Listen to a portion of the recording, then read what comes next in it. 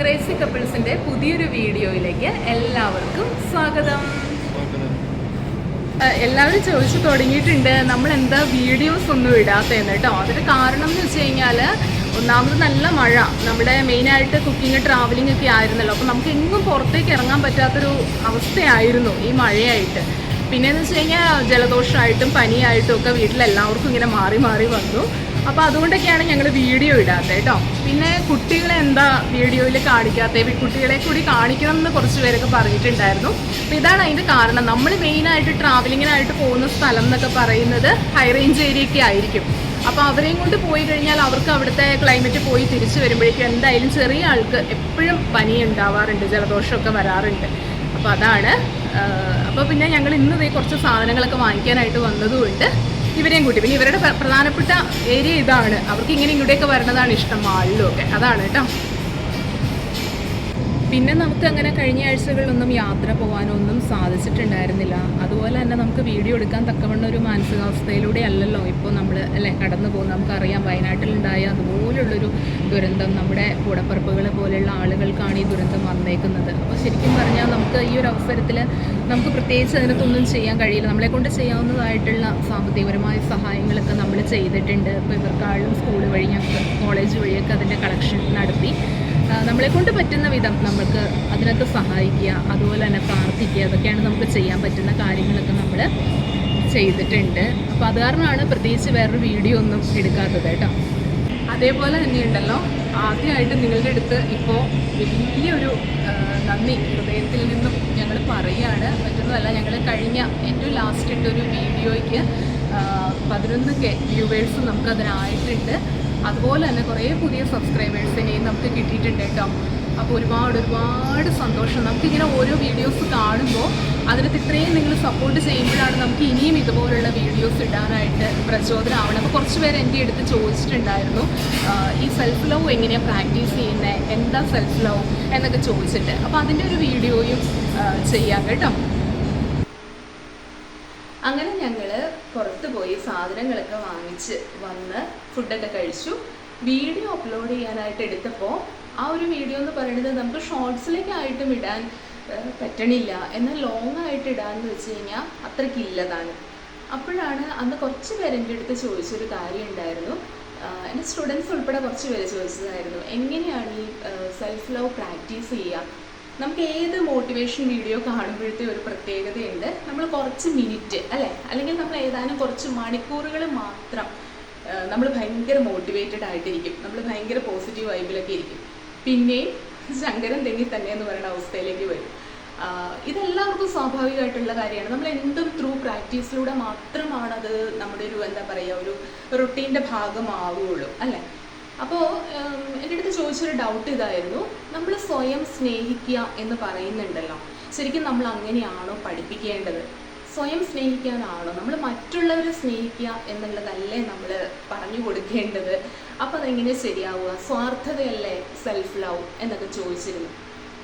ഞാൻ ആദ്യം തന്നെ ഒരു കാര്യം പറയട്ടെ, ഞാനൊരു മോട്ടിവേഷൻ സ്പീക്കർ അല്ല, ഒരു സൈക്കോളജിസ്റ്റ് അല്ല, കൗൺസിലർ ഒന്നും അല്ല, ഒരു ടീച്ചറാണ്.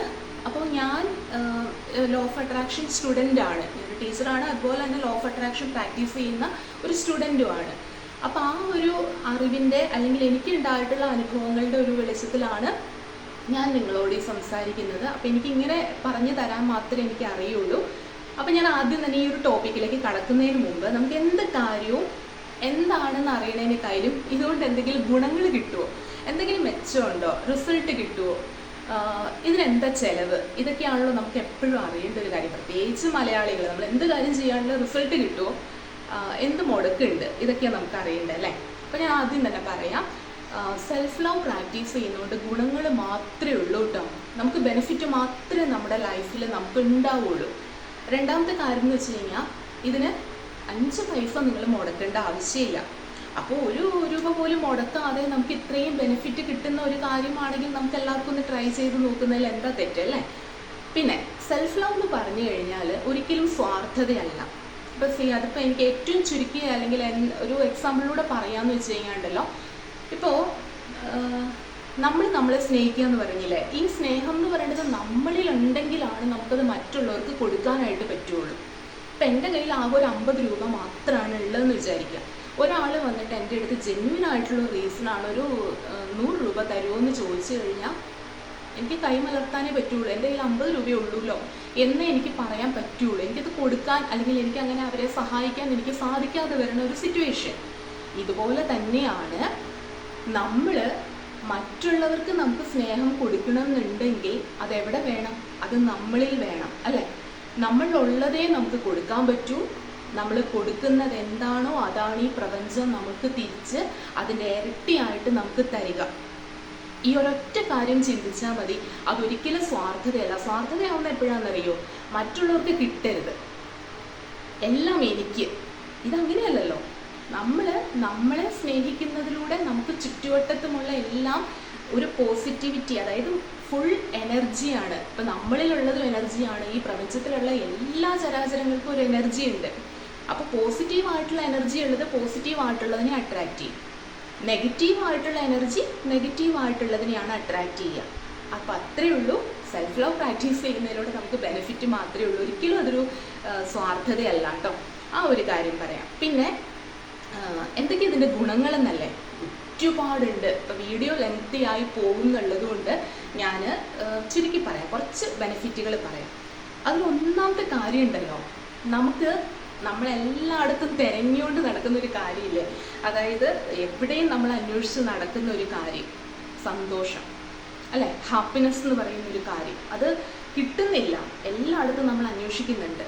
മറ്റുള്ളവരിൽ നിന്ന് കിട്ടുന്ന ഒരു കാര്യമായിട്ട് നമ്മളിങ്ങനെ തെരഞ്ഞു പിടിച്ച് നടക്കുകയാണ്. ഇത് എവിടെ നിന്ന് കിട്ടുമെന്ന് അന്വേഷിച്ചിട്ട്, അല്ലേ? അപ്പം ഈ ഒരു കാര്യം എന്ന് പറയുന്നത് വെറും ഒരു ഹാപ്പിനെസ് അല്ല, 24/7 ഹാപ്പിനെസ് എന്നാണ് ഞാൻ ഉദ്ദേശിക്കുന്നത്. അതായത് ഫുൾ ടൈം നമുക്ക് ഹാപ്പി ആയിട്ട് ഇരിക്കാനായിട്ട് സാധിക്കുക എന്നുള്ളത് തീർച്ചയായിട്ടും പറ്റും സെൽഫ് ലവിലൂടെ. ഇത് ഞാൻ എങ്ങനെ പ്രാക്ടീസ് ചെയ്യേണ്ടതെന്ന് ഞാൻ രണ്ടാമത് പറയാം. ഇപ്പം ഞാൻ ഇതുകൊണ്ടുള്ള ഗുണങ്ങളെക്കുറിച്ചാണ് ഞാൻ പറയുന്നത്. അപ്പോൾ 24/7 അത്രയും നമുക്ക് മനസ്സ് നിറഞ്ഞ് ഹാപ്പി ആയിട്ടിരിക്കാൻ പറ്റും എന്നുള്ളത് ഇതിൻ്റെ വലിയൊരു ഗുണമാണ്. രണ്ടാമത്തെ ഒരു ഗുണം എന്താണെന്നറിയോ? നമുക്ക് തന്നെ ഫീൽ ചെയ്യും നമ്മളൊരു ഒരു വാല്യൂ ഉള്ള ഒരാളായിട്ട് മാറുന്നത്. ഇപ്പം നമ്മൾ പറയില്ലേ, ഒരു ബ്രാൻഡഡ് പ്രോഡക്റ്റ് എന്നൊക്കെ പറയില്ലേ, സ്വയം ബ്രാൻഡഡ് ആയി മാറാൻ പറ്റും. എൻ്റെ ബ്രാൻഡഡ് പ്രോഡക്റ്റിൻ്റെ പ്രത്യേകത എന്ന് വെച്ചാൽ അറിയാലോ, നമുക്ക് വേറൊരാളുടെ പ്രൊമോഷൻ വേണ്ട, പ്രത്യേകിച്ച് ഇപ്പോൾ അതിനൊരു അഡ്വർടൈസ്മെൻറ്റ് കൊടുക്കേണ്ട ആവശ്യമില്ല. ആളുകൾക്ക് വളരെ ട്രസ്റ്റ് അതിലുണ്ട്. സ്വയം ആളുകൾ ഇങ്ങോട്ട് വന്നു ചേരും. ഓക്കെ, അപ്പോൾ അത്രയും അവർ ഡിമാൻഡ് ചെയ്യപ്പെടുന്നതായി മാറും. ഇതേപോലെ ഒരു വാല്യൂ ഉള്ളവരായി മാറും. നമ്മളൊക്കെ പലപ്പോഴും വീട്ടിൽ തമാശയ്ക്കാണെങ്കിൽ പോലും, വീട്ടിലും എല്ലാവരും ഫ്രണ്ട്സിൻ്റെ അടുത്തൊക്കെ പറയുന്നൊരു കാര്യമില്ലേ, ഒരു പട്ടിയുടെ വില പോലും എനിക്കില്ല, ഒരാളും എനിക്കൊരു വില തരുന്നില്ല എന്നുള്ളത്. മറ്റുള്ളവരല്ല നമുക്ക് വില തരേണ്ടത്, മറ്റുള്ളവർ നിശ്ചയിക്കുന്ന ഒരു വിലയല്ല നമുക്ക്, നമ്മളാണ് നമ്മുടെ വില നിശ്ചയിക്കുക. അതൊക്കെ നമുക്ക് ഈ സെൽഫ് ലവ്, നമ്മൾ സ്വയം സ്നേഹിക്കുന്നതിലൂടെ തിരിച്ചറിയപ്പെടുന്ന ചില സത്യങ്ങൾ മാത്രമാണ് ഞാൻ ഈ പറയുന്നതെല്ലാം കേട്ടോ. അപ്പം അങ്ങനൊരു സ്വയം നമ്മളൊരു ബ്രാൻഡഡായി മാറുക, മൂല്യമുള്ളവരായി, ഒരു വാല്യൂ ഉള്ളവരായിട്ട് മാറാനായിട്ട് ഈ സെൽഫ് ലവ് നമ്മളെ സഹായിക്കും. മൂന്നാമത് ഇന്ന് എല്ലാവരും എടുക്കുന്ന ഒരുപാട് ക്ലാസ്സുകൾ കാര്യങ്ങളൊക്കെ എടുക്കുന്ന ഒരു ടോപ്പിക്കാണ് പേഴ്സണാലിറ്റി ഡെവലപ്മെൻറ്റ് എന്ന് പറയുന്നത്, അല്ലേ? അപ്പോൾ ഞാനിവിടെ സംസാരിക്കുന്നതൊന്നും ബിസിനസ് ലെവലിലോ അല്ലെങ്കിൽ വലിയ ഈ പറയുന്ന ടീം സംസാരിക്കുന്ന പോലെ ഒന്നും അല്ല കേട്ടോ. നമ്മുടെ വീട്ടിലെ ഫാമിലി മെമ്പേഴ്സിൻ്റെ അടുത്തോ ഞാൻ എൻ്റെ കൂട്ടുകാരുടെ അടുത്തൊക്കെ ആണെങ്കിൽ എങ്ങനെയാണ് സംസാരിക്കുക, അതേ രീതിയിലാണിത് പറയുക. അപ്പോൾ പേഴ്സണാലിറ്റി ഡെവലപ്മെൻറ്റ് എങ്ങനെയാണ് സാധിക്കാൻ മറ്റൊന്നുമല്ല. ഇപ്പോൾ നമ്മൾ പറയാറില്ലേ, ചില ആളുകളെ കാണുമ്പോൾ നമ്മൾ അവരുടെ ഒരു സംസാര രീതി, അവർ വരുമ്പോൾ തന്നെ നമ്മളൊന്ന് നോക്കി നിന്ന് പോകും. അവരുടെ സംസാരം ഇപ്പോൾ യൂട്യൂബിൽ തന്നെ ഇങ്ങനെ ഒരുപാട് വീഡിയോസ് അങ്ങനെ കാണുമ്പോൾ ഉണ്ടല്ലോ, എത്ര മിനിറ്റ് ആണെങ്കിലും ഞാൻ സ്കിപ്പ് ചെയ്യാതെ ചിലതിങ്ങനെ കേട്ടിരുന്ന് പോകുന്നുണ്ട്, ചിലത് നമുക്ക് കേട്ട് കഴിയുമ്പോൾ മുഷിഞ്ഞിട്ട് നമ്മൾ സ്കിപ്പ് ചെയ്യുന്നതുകൊണ്ട്. അപ്പോൾ ഇതൊക്കെ ഒരു വ്യക്തിയുടെ പേഴ്സണാലിറ്റിയാണ്, അവരുടെ സംസാര രീതി, അവരുടെ ഒരു അപ്പിയറൻസ് എന്നൊക്കെ പറയുന്നത്. ഇപ്പോൾ സിനിമാ നടൻ മമ്മൂട്ടി തന്നെ അല്ലേ, നമ്മളൊക്കെ ആരാധിക്കുന്ന ഇത്രയും ഏജ്ഡ് ആയിട്ടാണെങ്കിൽ പോലും ആളെ കണ്ടാൽ ഇപ്പോഴും നമ്മളെക്കാളൊക്കെ യങ് ആയിട്ട് ചുറുചുറുക്കുമായിട്ട് അല്ലെ, ആളുടെ ഒരു അപ്പിയറൻസ് എന്ന് പറയുന്ന ആ ഒരു ലെവലിലാണ്. എന്തുകൊണ്ടാണ്? ആളുടെ ഒരു ജീവിത രീതി അങ്ങനെ തന്നെയാണ്. ഫുഡ് ഹാബിറ്റ് ആണെങ്കിലും, ഈ പറയുന്ന എക്സസൈസ് കാര്യങ്ങളാണെങ്കിലും, റിലീജിയസ് ആയിട്ട് ചെയ്യുന്ന കാര്യങ്ങളാണെങ്കിലും എല്ലാം ആ ഒരു ലെവലിലേക്ക് കൊണ്ടുവന്നിട്ടാണ് ആ ഒരു പേഴ്സണാലിറ്റി എന്ന് പറയുന്നത്. കേവലം സൗന്ദര്യത്തിൽ മാത്രമല്ല, എല്ലാത്തിലും അത് റിഫ്ലക്റ്റ് ചെയ്യും. ഈ സെൽഫ് ലവ് നമ്മൾ പ്രാക്ടീസ് ചെയ്ത് കഴിഞ്ഞാൽ തീർച്ചയായിട്ടും ഞാൻ പറയാം, നിങ്ങളുടെ പേഴ്സണാലിറ്റി ഡെവലപ്പ് ചെയ്യും, നിങ്ങൾ ഇമ്പ്രൂവ് ചെയ്യും, ഒരുപാട് നിങ്ങൾ ഇമ്പ്രൂവ് ചെയ്യും. അതൊരു അഡ്വാൻറ്റേജ് ആണ്. ഇനി പറയുന്നൊരു കാര്യം ഉണ്ടല്ലോ, ഇനി പറയുന്നൊരു കാര്യം എന്ന് വെച്ച് കഴിഞ്ഞാൽ കേൾക്കുമ്പോൾ നമുക്ക് ചിരി വരും. കടം കൂടാതെ ജീവിക്കാൻ പറ്റുക എന്നുള്ളത്. കടം കൂടാതെ എന്ന് വെച്ച് കഴിഞ്ഞാൽ ഉള്ള വരുമാനം കൊണ്ട് നമുക്ക് അതിൽ നിന്നൊരു സേവിങ്സും ഉണ്ടാകും, പ്ലസ് നമുക്ക് കടബാധ്യതകളൊന്നും വരുത്തി വെക്കാതെ ഹാപ്പി ആയിട്ട് നമുക്ക് ജീവിക്കാൻ പറ്റുന്ന ഒരു കാര്യം സെൽഫ് ലവിലൂടെ നമുക്ക് കിട്ടും. അതെങ്ങനെയാണ് പ്രാക്ടീസ് എന്നുള്ളത് ഞാൻ പറഞ്ഞു തരാം കേട്ടോ. പക്ഷെ ഇതൊക്കെ ഞാൻ ഈ പറയുന്നത് ഇതിൻ്റെ ബെനിഫിറ്റാണ്. പിന്നെ ഉള്ളത് നമ്മുടെ മൊത്തത്തിലൊരു കോൺഫിഡൻസ് ലെവൽ, നമ്മുടെ ഒരു ബ്യൂട്ടി, നമ്മുടെ കോൺഫിഡൻസ് ലെവൽ, ഇതൊക്കെ നമുക്ക് ബൂസ്റ്റപ്പ് ചെയ്യാനായിട്ടും സെൽഫ് ലവ് കൊണ്ട് സാധിക്കും. അപ്പോൾ ഇത്രയൊക്കെ ഗുണങ്ങൾ ഞാനിപ്പോൾ കുറച്ചേ പറയുന്നുള്ളൂ, കാരണം വീഡിയോയുടെ ലെങ്ത്തും കൂടി ഞാൻ കൺസിഡർ ചെയ്തിട്ടാണ് ഞാനിപ്പോൾ പറയണേ. അപ്പോൾ സെൽഫ് ലവ് കൊണ്ട് ബെനിഫിറ്റ് മാത്രമേ ഉള്ളൂ കേട്ടോ. നമ്മളെ സ്നേഹിക്കുന്നതുകൊണ്ട് അതുകൊണ്ട് ഗുണങ്ങൾ മാത്രമേ ഉള്ളൂ എന്നുള്ളത് ഇപ്പോൾ മനസ്സിലായില്ലേ. ഇനി അടുത്തൊരു കാര്യമാണ്, ഇതൊക്കെ ഓക്കെ എല്ലാം കേട്ടിരിക്കാനായിട്ട് പറ്റും, കേൾക്കുമ്പോൾ നമുക്ക് എല്ലാം രസമായിട്ട് തോന്നും. പക്ഷെ ഇതൊക്കെ നടക്കുമോ? അതാണ് ഒരു വലിയ കാര്യം. തീർച്ചയായിട്ടും നടക്കും. നമ്മൾ എന്ത് കാര്യവും ഒരു 4-5 ദിവസം അടുപ്പിച്ച് ചെയ്ത് കഴിഞ്ഞാൽ നമ്മുടെ റുട്ടീൻ്റെ ഒരു ഭാഗമായിട്ട് വരുന്ന കാര്യങ്ങളുണ്ട്. അപ്പോൾ ഞാൻ പറയട്ടെ, ഇതെങ്ങനെ നമുക്ക് പ്രാക്ടീസ് ചെയ്യാമെന്നുള്ളത് പറയാം. ഓരോ പോയിന്റും ഞാൻ പറഞ്ഞുതരാം. അപ്പം നമ്മൾ ഏറ്റവും ആദ്യം പറഞ്ഞു 24/7 നമുക്ക് അത്രയും ഹാപ്പി ആയിട്ടിരിക്കാൻ പറ്റും. ഹാപ്പിനെസ് എന്ന് പറയുന്നത് ഇപ്പോൾ ഒരുപാട് ട്രീറ്റ്മെൻറ്റ് പോലും പല കാര്യങ്ങൾക്കും നമ്മൾ കേട്ടിട്ടുള്ളതാണ്. കേൾക്കുമ്പോൾ നമുക്ക് ചിരി വരും. വെറുതെ ചിരിക്കുക എന്ന് പറയുന്നത് ലാഫിംഗ് തെറാപ്പി എന്നൊക്കെ പറഞ്ഞ് നിങ്ങൾ കേട്ടിട്ടുണ്ടാവും അല്ലേ? അത് തമാശയായിട്ടുള്ള കാര്യമല്ല കേട്ടോ. അതിനകത്തൊരു സയൻസ് പരമായിട്ടുള്ള കാര്യങ്ങളുണ്ട്. അതായത് നമുക്ക് ഹാപ്പി ഹോർമോൺസ് ഉണ്ടല്ലോ, ഇത് നമ്മുടെ ശരീരത്തിൽ പ്രൊഡ്യൂസ് ചെയ്യപ്പെടുമ്പോൾ എന്താ പറയുക, നമ്മുടെ ഹാർട്ടിലേക്കുള്ള ബ്ലഡിൻ്റെ സർക്കുലേഷൻ, അപ്പോൾ നമുക്ക് ഹൃദയാരോഗ്യത്തിന് ഏറ്റവും നല്ലതാണ് ചിരിക്കുക എന്ന് പറയുന്നത്. വെറുതെ ചിരിക്കുന്നാൽ അതൊന്ന് മനസ്സ് നിറഞ്ഞ് ചിരിക്കാൻ പറ്റിയാലോ, ഇതേക്കാളും മികച്ചൊരു മെഡിസിൻ വേറെ ഒന്നുമില്ല അല്ലേ? അപ്പോൾ ഇങ്ങനൊരു ഹാപ്പിനെസ്സിന് നമുക്ക് എന്ത് ചെയ്യാൻ പറ്റും എന്നുള്ള ഒരു കാര്യം ഞാൻ പറഞ്ഞു തരട്ടെ. ഇതൊന്ന് പ്രാക്ടീസ് ചെയ്യണമെങ്കിൽ നിങ്ങൾ ചെയ്യേണ്ട ഒരു കാര്യം എന്ന് വെച്ചാൽ, ഒന്ന്, നമുക്കൊരു 8 മണിക്കൂറെങ്കിലും ഒരു ദിവസം ഉറങ്ങാനായിട്ട് സാധിക്കണം. അത് സാധിക്കുന്ന കാര്യമാണ്. ഇപ്പോൾ പ്രത്യേകിച്ച് വേറെ അസുഖങ്ങൾ കാര്യങ്ങളൊന്നും ഇല്ലാത്ത ഒരാളെ സംബന്ധിച്ച് ഒരു ദിവസത്തിൽ ഒരു 8 മണിക്കൂറെങ്കിലും നിങ്ങൾ ഉറങ്ങുന്നത് ശീലമാക്കുക. ടൈം മാനേജ്മെൻറ്റ്, അതായത് ഇപ്പോൾ ജോലിക്കൊക്കെ പോകുന്ന ആളുകളാണെന്നുണ്ടെങ്കിൽ ശരിയല്ലേ, ഇപ്പോൾ രാവിലെ എഴുന്നേക്കാൻ കുറച്ച് ലേറ്റ് ആയാൽ തന്നെ നമ്മൾ എന്താ ചെയ്യുന്നത്, പിന്നെ ആകെ ഹരിബറിയാണ്. പിന്നെ നമ്മൾ വെപ്രാളം പിടിച്ച് ഓരോ കാര്യങ്ങൾ ചെയ്ത് അവിടെ എത്താൻ ലേറ്റ് ആവുമോ, നമുക്ക് സൈനിങ് ടൈം നമ്മുടെ മാറിപ്പോകും, പിന്നെ ആകെ നമുക്ക് ടെൻഷനായി, ഇനി എന്തായിരിക്കും, എല്ലാവരുടെയും മുഖം കറക്കും. ഇതൊക്കെയാണ് നമ്മുടെ ചിന്താഗതികൾ. അപ്പോൾ നമുക്ക് എന്ത് ചെയ്യാം, എല്ലാവർക്കും 24 മണിക്കൂർ ടൈം തന്നെയല്ലേ ഉള്ളൂ. എനിക്കും നിങ്ങൾക്കൊക്കെ അത്രയേ ഉള്ളൂ. ചിലർക്ക് ടൈം സഫിഷ്യൻ്റ് ആണ്, ചിലർക്ക് സമയം തികയുന്നില്ല. മിക്കവരും പറയുന്നൊരു പരാതി, എനിക്ക് ഒന്നിനും സമയമില്ല, സമയം തികയുന്നില്ല എന്നുള്ളത്. സമയം നമ്മൾ മാനേജ് ചെയ്യുന്നതാണ്. അപ്പോൾ എല്ലാവരും ഒരു കാര്യം ചെയ്യാം, നമുക്കൊരു ടൈം ടേബിൾ നമുക്ക് സെറ്റ് ചെയ്യാം. എന്ന് വെച്ചാൽ നമുക്കിപ്പോൾ ഒരു ദിവസം ചെയ്യേണ്ട കാര്യങ്ങൾ എന്തൊക്കെയാണെന്ന് നമുക്കറിയാം. അതിനനുസരിച്ച് നിങ്ങളുടെ ബെഡ് ടൈമും നിങ്ങൾ എണീക്കുന്ന ടൈമും ഒന്ന് സെറ്റ് ചെയ്ത് വയ്ക്കുക. അതിനകത്ത് ഒരുപാട് ആളുകൾ പറയുന്നൊരു കാര്യമാണ് കേട്ടോ, 10 മണിക്കാണ് അവരുടെ ഡിന്നർ ടൈം തന്നെ. കിടക്കുമ്പോൾ തന്നെ എല്ലാ പാത്രങ്ങളൊക്കെ കഴുകി വെച്ച് കിടക്കുമ്പോൾ തന്നെ 11-11:30 ആകും, 12 മണി വരെ ആകും. പിന്നെ നമുക്ക് എങ്ങനെയാണ് ടൈം കിട്ടുക? ഈ 8 മണിക്കൂർ ഉറങ്ങിക്കഴിഞ്ഞാൽ രാവിലെ എണീക്കുമ്പോൾ 9 മണിയാവും. പിന്നെ നമുക്ക് ജോലിക്ക് പോകാനോ കാര്യങ്ങൾക്കോ എന്തെങ്കിലും പറ്റുമോ? ഇല്ല. അപ്പോൾ തീർച്ചയായിട്ടും നമ്മൾ, അതുകൊണ്ടാണ് ഡിന്നർ ടൈമൊക്കെ മാക്സിമം നേരത്തെ ആക്കണം എന്നൊക്കെ പറയുന്നുണ്ടല്ലേ. നമുക്ക് പറ്റുന്ന രീതിയിൽ എങ്ങനെയെങ്കിലും നിങ്ങളതൊന്ന് ടൈം അഡ്ജസ്റ്റ് ചെയ്ത് ഒരു 8 മണിക്കൂർ ഉറക്കം. കാരണം അത് നമ്മുടെ ബോഡി റിലാക്സ്ഡ് ആക്കും, ഒരുപാട് നമ്മുടെ മൈൻഡും റിലാക്സ്ഡ് ആക്കും. നമ്മുടെ ബ്രെയിനിനൊക്കെ അത് ഒത്തിരി നല്ലതാണ്, നമ്മുടെ ഓർഗൻസിനെല്ലാം അത് നല്ലതാണ്. എല്ലാത്തിനും ഒരു റെസ്റ്റ് ആവശ്യമാണെന്നേ, നമ്മുടെ ശരീരത്തിനാണെങ്കിലും. അപ്പോൾ ആ ഒരു ബെഡ് ടൈം നിങ്ങൾ തന്നെ, കിടക്കുന്ന ഒരു ടൈം നിങ്ങൾ അതനുസരിച്ച്, എണീക്കുന്ന ടൈം എപ്പോൾ വേണം എന്നുള്ളതിനനുസരിച്ച് നിങ്ങൾ ബെഡ് ടൈമും നിങ്ങളൊന്ന് സെറ്റ് ചെയ്ത് നോക്കുക കേട്ടോ. രണ്ടാമത്തെ കാര്യം, നമ്മുടെ ഹാപ്പിനെസ്സിന് നിലനിർത്താൻ വേണ്ട ഒരു കാര്യമാണ് ഇൻകം എന്ന് പറയുന്നത്. ഇതിപ്പം ഞാൻ പറയുമ്പോൾ എല്ലാവരും വലിയ 50,000, 60,000 രൂപ ശമ്പളം എന്നുള്ള രീതിയിലൊന്നും അല്ല ഞാൻ പറയുന്നത്. ഒരു 6,000 രൂപ ശമ്പളം കിട്ടുന്നതാണെങ്കിൽ പോലും വേണ്ട. ഇപ്പം വീട്ടമ്മമാരെയൊക്കെ സംബന്ധിച്ചാണെങ്കിലുണ്ടല്ലോ, നമ്മൾ വീട്ടിലിരുന്ന് ചെയ്യുന്ന, എല്ലാവരും രാവിലെ കുളിച്ച് സുന്ദരക്കുട്ടാപ്പികളായിട്ട് പുറത്തേക്ക് പോയി ജോലി ചെയ്യണമെന്നൊന്നും അല്ലാട്ടോ ഈ പറഞ്ഞതിൻ്റെ അർത്ഥം. നമ്മളെ കൊണ്ട് ചെയ്യാൻ പറ്റുന്ന, നമുക്കിഷ്ടമുള്ള കാര്യങ്ങൾ, ഇപ്പോൾ തയ്യൽ അറിയാവുന്ന ആളുകളാണെങ്കിൽ വീട്ടിലിരുന്ന് തയ്ക്കുന്നത് ഒരു ഇൻകം ഏൺ ചെയ്യുന്ന കാര്യമാണ്. നല്ല ഫുഡ് ഉണ്ടാക്കുന്ന ആളുകൾ അല്ലെ, നല്ല കൈപ്പുണ്യമുള്ള അമ്മമാരൊക്കെ ഉണ്ട്, ഇവരൊക്കെ ഉണ്ടാക്കുന്ന ഫുഡ് കാര്യങ്ങൾ, ഇപ്പോൾ ഈ പറയുന്ന എന്താ പറയുക, അച്ചാറ്, ചമ്മന്തിപ്പൊടി, ഇങ്ങനെയൊക്കെയുള്ള കാര്യങ്ങൾ ഉണ്ടാക്കിയിട്ട് നമ്മളത് ചെറിയ രീതിയിലെങ്കിലും നമുക്കൊരു വരുമാനമാക്കാൻ പറ്റിക്കഴിഞ്ഞാൽ, അതായത് നമ്മൾ ഡിപ്പെൻഡ് ചെയ്യാതിരിക്കുക ഒരു പരിധി വരെ. നമ്മൾ ഇൻഡിപെൻഡൻ്റ് ആയിട്ട് നമ്മുടെ ചെറിയ ചെറിയ ആവശ്യങ്ങൾക്ക് പോലും ഇപ്പോൾ ചോദിച്ചാൽ തരുമില്ലാത്തതുകൊണ്ടൊന്നും അല്ല അല്ലേ. ഇപ്പോൾ നമ്മുടെ പേരൻസിൻ്റെ അടുത്തോ അല്ലെങ്കിൽ നമ്മുടെ എന്താ പറയുക ഇപ്പോൾ ഹസ്ബൻഡിൻ്റെ അടുത്തൊക്കെ ആയാലും ചോദിച്ചാൽ അവർ തരും, ഇല്ലാത്തത് കൊണ്ടല്ല. പക്ഷേ നമ്മൾ സ്വയം അധ്വാനിച്ചുണ്ടാക്കുന്ന ആ ഒരു ഇൻകം, അതുകൊണ്ട് നമ്മുടേതായ ആവശ്യങ്ങൾ നിറവേറ്റുന്നതും മറ്റുള്ളവർക്ക് നമ്മൾ എന്തെങ്കിലും ചെയ്ത് കൊടുക്കുമ്പോൾ കിട്ടുന്ന ഒരു സംതൃപ്തി എന്ന് പറയുന്നത് അത് വേറെ ലെവലാണ്. അത് നമ്മുടെ ഒരു വാല്യൂ ഒരുപാട് ഉയർത്തുന്ന ഒരു കാര്യം കൂടിയാണ് കേട്ടോ. അപ്പോൾ അങ്ങനെ നിങ്ങളൊന്ന് നോക്കുക. ചെറിയ ചെറിയ രീതിയിലെങ്കിലും ഒരു ഇൻകം നമുക്ക് ഏൺ ചെയ്യാനായിട്ട് അതിലൂടെ സാധിക്കും. അപ്പോൾ അത് ഹാപ്പിനെസ് വർദ്ധിപ്പിക്കാൻ ടൈം മാനേജ് ചെയ്യുന്നതിലൂടെ, കൃത്യമായിട്ട് നമ്മൾ ഉറങ്ങുന്നതിലൂടെ ചെറിയ രീതിയിലെങ്കിലും ഒരു ഇൻകം ഏൺ ചെയ്യാൻ പറ്റുന്ന കാര്യത്തെക്കുറിച്ച് ഇന്ന് തുടങ്ങിയെങ്കിലും നമുക്കൊന്ന് ചിന്തിച്ചു തുടങ്ങാം. ഒരു പരിധിവരെ നമുക്കൊന്ന് ഡിപ്പെൻഡ് ചെയ്യാതെ നമുക്ക് നോക്കാം. ഇതൊക്കെ നമുക്ക് എന്താണ് ഹാപ്പിനെസ് കൂട്ടുന്ന ഒരു കാര്യമാണ്.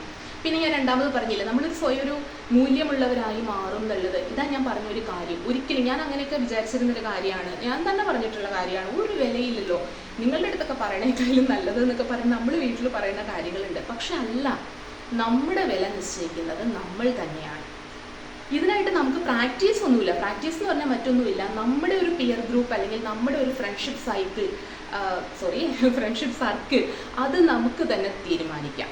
എന്ന് വെച്ചാൽ നമ്മൾ പറയില്ലേ, ഹൈ പോസിറ്റീവ് വൈബ് ഉള്ളവരുമായിട്ട് നമ്മളിങ്ങനെ സ്റ്റേ കണക്റ്റഡ്. അവരുമായിട്ട് നമുക്ക് എപ്പോഴും ഒരു റിലേഷൻഷിപ്പ് എസ്റ്റാബ്ലിഷ് ചെയ്യുന്നതിലൂടെ നമുക്ക് എന്ത് ചെയ്യാൻ പറ്റും, നമുക്ക് എപ്പോഴും ഒരു പോസിറ്റീവായിട്ടിരിക്കാൻ സാധിക്കും. കഴിയുന്നത്ര നമ്മൾ നെഗറ്റീവ് പീപ്പിളിൽ നിന്ന് ഇപ്പോൾ നമുക്ക് ഒഴിവാക്കാനൊന്നും സാധിക്കില്ല. ഇപ്പോൾ നമ്മുടെ വീട്ടിൽ തന്നെ ഫുൾ ടൈം നെഗറ്റീവ് പറഞ്ഞുകൊണ്ട് കിടക്കുന്ന ആളുകളുണ്ടാവും. ചിലപ്പോൾ അത് നമ്മുടെ ഹസ്ബൻഡ് ആയിരിക്കാം, അച്ഛനായിരിക്കാം, അമ്മയായിരിക്കാം, മക്കളായിരിക്കാം. ഇവരെയൊക്കെ നമുക്ക് ഒഴിവാക്കാൻ പറ്റുമോ? ഒരിക്കലും ഇല്ല.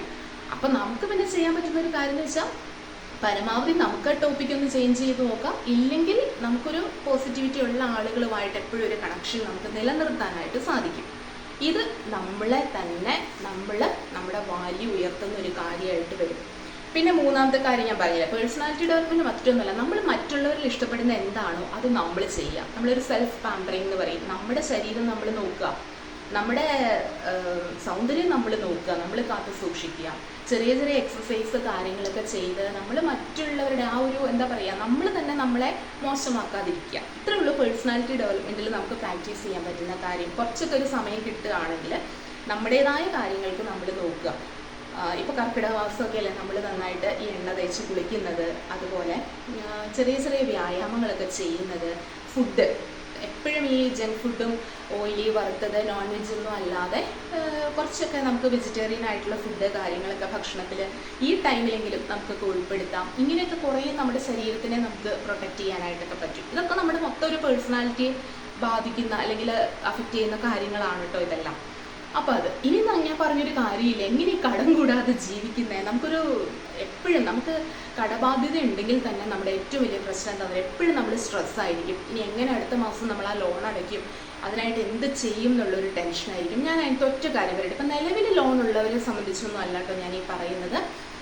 നമുക്ക് ചെയ്യാൻ പറ്റുന്ന ഒരു കാര്യം ഞാൻ പറയാം, സ്റ്റോപ്പ് കമ്പയർ വിത്ത് അതേഴ്സ്. നമ്മൾ മറ്റുള്ളവരുമായിട്ട് താരതമ്യം ചെയ്യുന്നതിനെ ഇന്ന് തൊട്ട് നമ്മൾ അവസാനിപ്പിക്കുക. നമ്മളെപ്പോഴും പറയും താരതമ്യം ചെയ്യുമ്പോൾ നമ്മൾ താഴേക്കിടയിലേക്ക് നമുക്ക് നോക്കാൻ പറ്റും. ഇപ്പോൾ എനിക്ക് സ്വന്തമായിട്ടൊരു എനിക്കൊരു വീടുണ്ട്.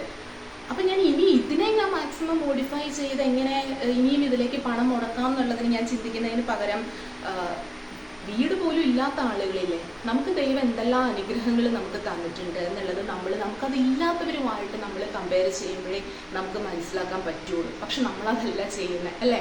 നമ്മളെന്ന് വെച്ചാൽ നമ്മളിൽ പലരും, ഞാൻ ഉൾപ്പെടുന്ന ആളുകൾ, തൊട്ടപ്പുറത്തെ എന്താ പറയുക ഒരു 2000 സ്ക്വയർ ഫീറ്റിൻ്റെ വീട് അവർ വെച്ച് കഴിഞ്ഞാൽ നമുക്കും അതേപോലെ ഒരു വീട് വേണം, അല്ലെങ്കിൽ നമുക്കൊരു 3000 സ്ക്വയർ ഫീറ്റിൻ്റെ വീട് നമുക്ക് വേണം. അപ്പുറം ഒരു വീട്ടിലൊരു പുതിയൊരു കാറ് വാങ്ങിച്ചു, അതൊരു 6 ലക്ഷം അല്ലെങ്കിൽ 8 ലക്ഷം രൂപയുടെ കാറ് അവർ വാങ്ങിച്ചെങ്കിൽ നമുക്ക് അതിനേക്കാളും നല്ലൊരു കാറ് വാങ്ങണം. ഇങ്ങനെയൊക്കെയുള്ള, അതായത് സമൂഹത്തിലെങ്കിലേ ഒരു വില കിട്ടുള്ളൂ. മറ്റുള്ളവരെ പോലെ നമ്മളാകാൻ ശ്രമിക്കുന്നിടത്താണ് നമ്മൾ ഈ കടങ്ങൾ വരുത്തിയിരിക്കുന്നത്. ഞാൻ ആരെയും കുറ്റപ്പെടുത്തുന്നതല്ല കേട്ടോ. ഭംഗിയായിട്ട് നല്ല രീതിയിൽ മക്കളുടെ വിവാഹം നടത്തി വിടുന്ന ആളുകളെ ലക്ഷങ്ങൾ കോടികൾ മുടക്കി, ഇതൊന്നും ഒരു തെറ്റായിട്ടല്ല പറയുന്നത്. പക്ഷെ അത് അവർക്ക് ഹാപ്പിനെസ് നൽകുന്നുണ്ട്, അത് അവർക്ക് സ്ട്രെയിൻ ചെയ്യാതെ അവർ ചെയ്യുന്ന കാര്യങ്ങളാണെങ്കിൽ ഇറ്റ്സ് ഓക്കെ. നമുക്കതുണ്ട് എങ്കിൽ നമുക്കത് ചെലവഴിക്കുന്നതിൽ യാതൊരു കുഴപ്പമുള്ള കാര്യമല്ല. ഞാൻ പറഞ്ഞു വന്നത്, ഇപ്പോൾ 1 ലക്ഷം രൂപ ശമ്പളം വാങ്ങിക്കുന്ന ഒരാളും 10,000 രൂപ ശമ്പളം വാങ്ങിക്കുന്ന ഒരാളും തമ്മിൽ ആ ഒരു ഡിഫറൻസ് ഉണ്ടാവും. അപ്പോൾ പരമാവധി നമ്മൾ എന്ത് ചെയ്യാം, അപ്പം അതിനകത്ത് ഞാൻ ഒരു കാര്യം പറഞ്ഞിട്ട്, ഇപ്പം ഞങ്ങളുടെ വീട്ടിൽ തന്നെ ഇപ്പം ഞാൻ, ഹസ്ബൻഡ്, കുട്ടികൾ, അച്ഛൻ, അമ്മ, ഞങ്ങൾ ഇത്രയും പേരുമായിട്ട് ഇപ്പോൾ ഒരിടത്ത് യാത്ര ചെയ്യുകയാണെങ്കിൽ ഞങ്ങൾ എപ്പോഴും വിചാരിക്കും ഞങ്ങളുടെ കാറിൽ ബാക്കിൽ ഞാനും അമ്മയും കുട്ടികളും ഇരിക്കുമ്പോൾ തന്നെ തിരക്കിയാണ് ഇരിക്കുന്നത്. അപ്പോൾ ഞങ്ങൾ പറയും നമുക്കൊരു ഇന്നോവ അല്ലെങ്കിൽ അതുപോലെ ഒരു 7 സീറ്റർ വണ്ടി ഉണ്ടായിരുന്നെങ്കിൽ നമുക്കിതുപോലെ ഒന്നും ബുദ്ധിമുട്ടി യാത്ര ചെയ്യണ്ടല്ലോ എന്ന് പറയുമ്പോൾ എൻ്റെ അച്ഛൻ പറഞ്ഞൊരു കാര്യമാണ് ഞാനിപ്പോൾ പറയണേ കേട്ടോ. അച്ഛൻ പറയുന്ന ഒരു കാര്യമുണ്ട്, നമ്മൾ ഈ എല്ലാവരും കൂടിയുള്ള യാത്ര എന്നൊക്കെ പറഞ്ഞാൽ ഇന്നത്തെ കാലത്ത് അതുപോലെയുള്ള ഏറ്റവും അടുത്തൊരു റിലേറ്റീവ്സിൻ്റെ ഒക്കെ എന്തെങ്കിലും ഫംഗ്ഷൻ വരുമ്പോഴാണ് നമ്മൾ സകുടുംബം യാത്ര ചെയ്യുന്ന ഒരു അവസരം വരുന്നത്. ഈ വർഷത്തിൽ 1 or 2 യാത്ര ചെയ്യുന്നതിനായിട്ട് നമ്മൾ ഈ 10-12 ലക്ഷം രൂപ മുടക്കേണ്ട ആവശ്യമുണ്ടോ എന്ന് ചോദിച്ചിട്ടുണ്ട്. അപ്പോഴാണ് നമ്മൾ ചിന്തിക്കുന്നത് ശരിയല്ല, അങ്ങനെ പോകണമെങ്കിൽ നമുക്കൊരു ടാക്സി വിളിച്ച് പോവാം അല്ലേ.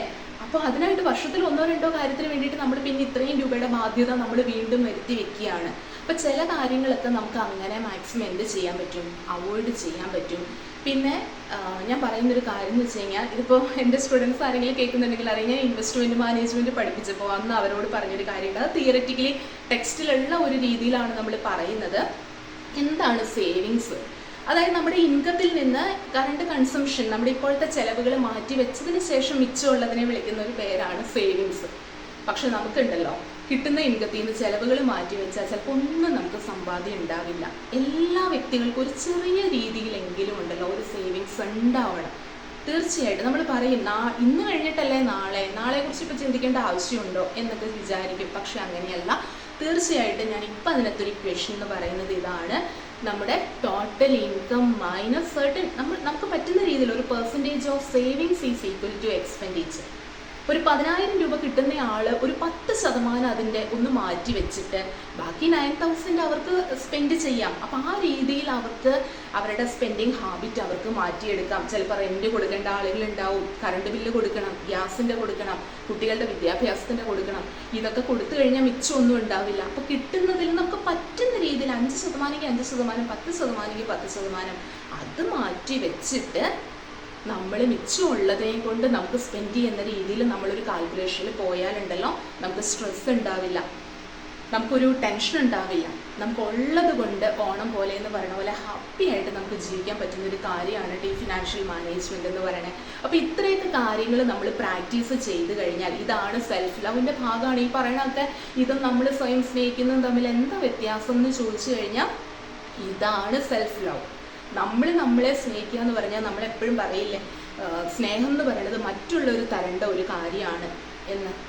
മറ്റുള്ളവർ നമുക്ക് തരണമെങ്കിൽ നമ്മളത് അവർക്ക് കൊടുക്കണം. നമ്മളത് അവർക്ക് കൊടുക്കണമെങ്കിൽ അത് നമ്മളിൽ വേണം. നമ്മളിൽ സഫിഷ്യൻ്റ് ആയിട്ടുണ്ട് എങ്കിൽ മാത്രമാണ് നമുക്കത് കൊടുക്കാനായിട്ട് സാധിക്കുകയുള്ളൂ. ഓക്കെ, അപ്പോൾ ഇത്രയും കാര്യങ്ങളാണ് കേട്ടോ എനിക്ക് ആ ഒരു ഡൗട്ട് ചോദിച്ചവരുടെ അടുത്ത് എനിക്ക് പറയാനായിട്ടുള്ളത്. ഇതാണ് സെൽഫ് ലവ്. അപ്പോൾ എല്ലാവരും ഒന്ന് പ്രാക്ടീസ് ചെയ്ത് നോക്കുക കേട്ടോ. അപ്പോൾ ഈ വീഡിയോ ഇഷ്ടമായെങ്കിൽ നിങ്ങളൊന്ന് ലൈക്ക് ചെയ്ത് സപ്പോർട്ട് ചെയ്യണേ. Thank you.